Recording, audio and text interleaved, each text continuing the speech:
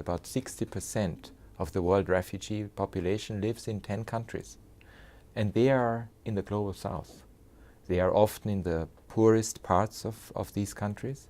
The Global Compact is a response to the need for the international community to come together and help countries that are particularly affected. The Refugee Convention sets forth the definition of who is a refugee. It focuses on rights, it focuses on obligations of states, but it does not deal with international cooperation writ large. And that's what the Global Compact seeks to address. It's not a question of restating the 51 Convention or each and every principle or every standard, because we have these standards. We are building on a very solid foundation of international law, of international standards and practices.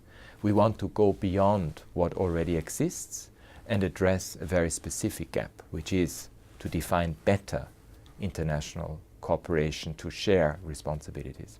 So first of all, when a country is hit by a large-scale influx, what we want to achieve is a very quick galvanizing of support, political, financial, material support, resettlement support, so that countries, when they are faced with such a situation, feel that they are not on their own, that they are not isolated, that no one cares, that actually, yes, the international community cares about the people, but also the country that is affected by it, and stands in solidarity and acts in solidarity with them. It's an incredible challenge for a country like Uganda, like Ethiopia, like Sudan, like Tanzania, Rwanda. I mean, the countries that have their own development challenges, to suddenly be confronted with the arrival of hundreds of thousands of people.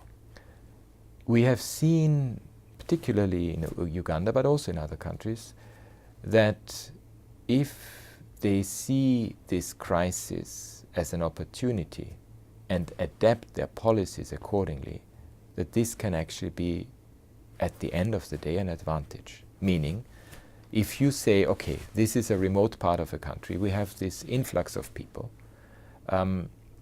we have now international engagement, let's use it so that both the refugee population as well as the host community can benefit. So we actually not just develop and focus on one camp, but we focus on the area where refugees are hosted, where they live with the communities.